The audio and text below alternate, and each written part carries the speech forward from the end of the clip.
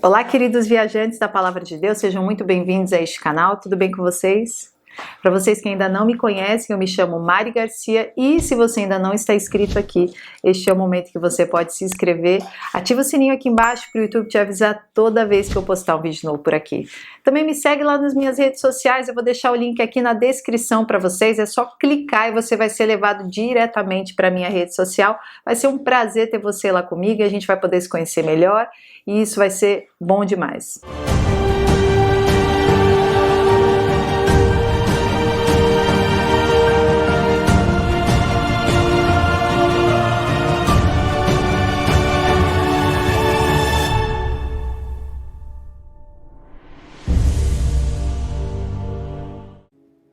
O reino dos céus é ainda semelhante a uma rede que, lançada ao mar, recolhe peixes de toda a espécie. E, quando já está cheia, os pescadores arrastam-na para a praia e, assentados, escolhem os bons para os cestos e os ruins jogam fora. Assim será na consumação do século. Sairão os anjos e separarão os maus dentre os justos e os lançarão na fornalha acesa. Ali haverá choro e ranger de dentes. A palavra de Deus é muito clara no que diz a respeito ao final desta era. O dia em que o próprio Deus separará os justos dos injustos. Os justos irão para uma bem-aventurança eterna, enquanto os injustos irão para um tormento eterno. O Senhor Jesus falou sobre este evento em várias ocasiões. Ele falou sobre as ovelhas serem separadas dos bodes e que os bodes iriam para o castigo eterno, mas as ovelhas para a vida eterna. Ele também falou sobre o trigo e o joio e que no final dos tempos eles seriam separados. O joio seria queimado no fogo, uma metáfora para o Hades e também para o lago de fogo, enquanto o trigo seria recolhido em seus celeiros. Também uma metáfora para o reino de Deus. Ele também usou a analogia de peixes bons representando os peixes justos e peixes maus representando os injustos. E disse que no final dos tempos, os peixes bons seriam puxados para o cesto dentro do barco, mas os peixes ruins também seriam puxados com as redes, mas seriam jogados para fora do barco. Essas parábolas se relacionam coletivamente com a colheita espiritual no fim dos tempos, quando os injustos serão separados finalmente dos justos. Os anjos também estarão envolvidos nesta colheita de almas do tempo do fim.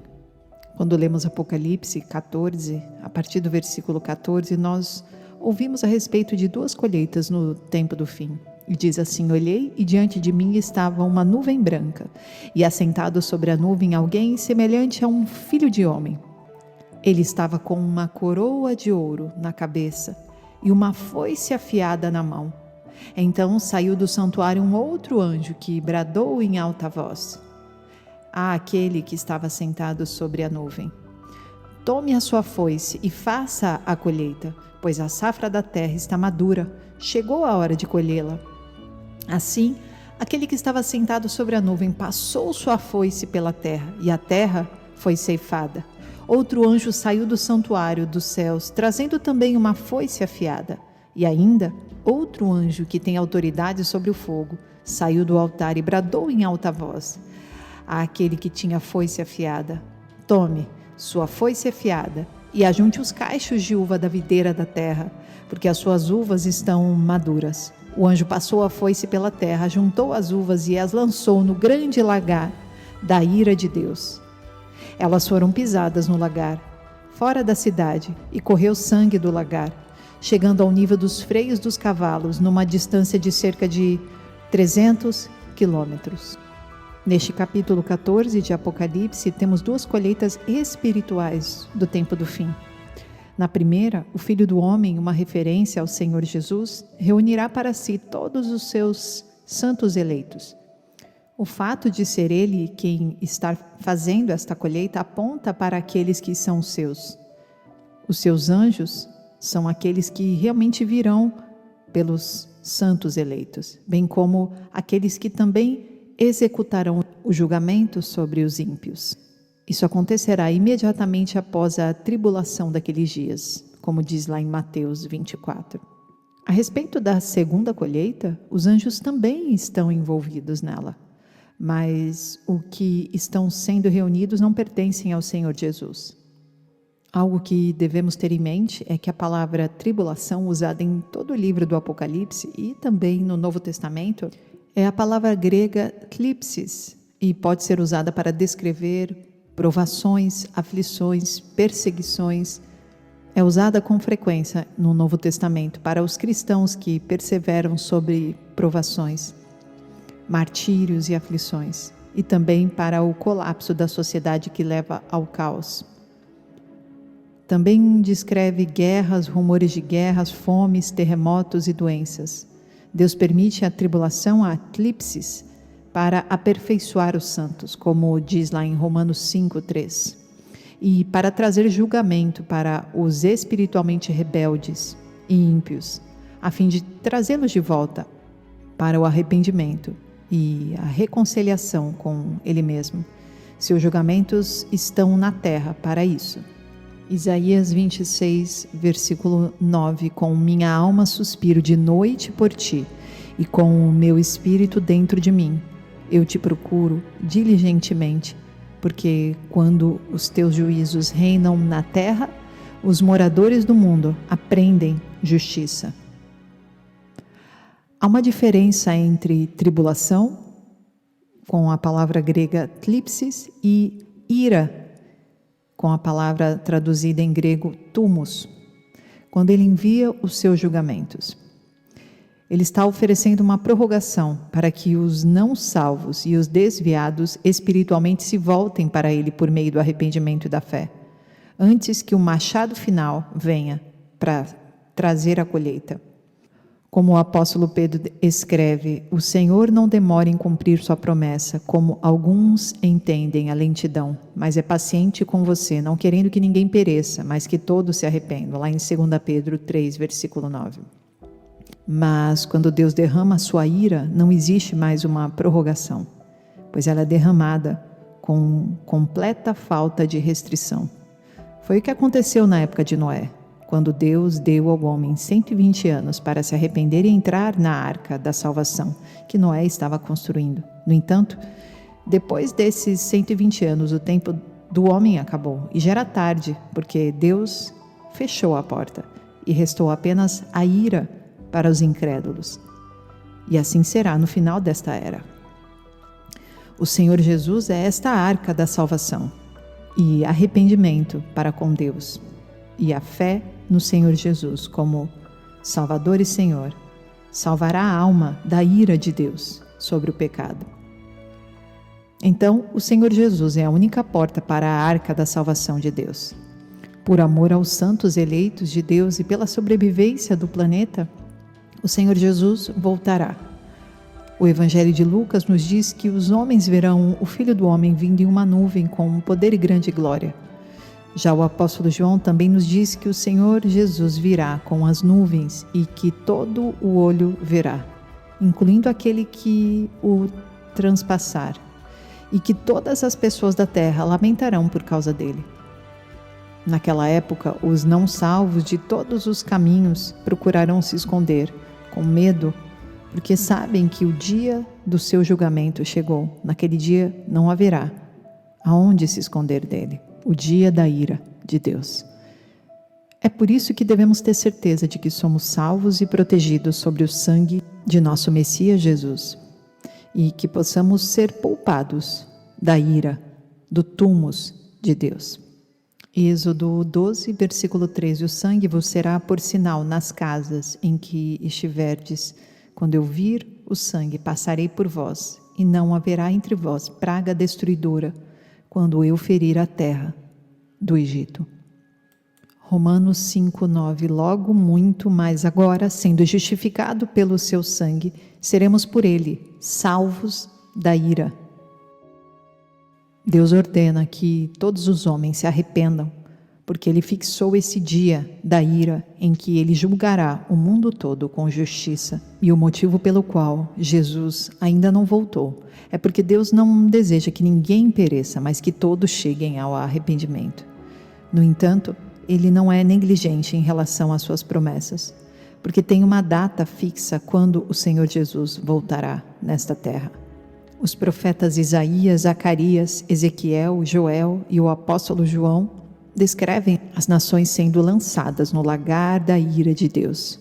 Todos eles juntos estão descrevendo a mesma batalha do tempo do fim entre os exércitos do anticristo com os exércitos do Messias, nosso Senhor Jesus. Ezequiel também nos diz que haverá nações rebeldes inteiras que irão para a cova, e todas elas listadas pelo nome são islâmicas hoje.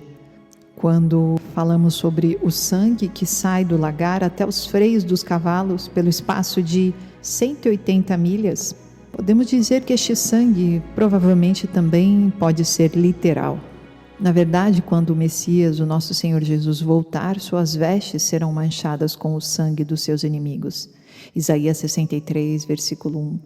Quem é aquele que vem de Edom, que vem de Bósra, com as roupas tingidas de vermelho?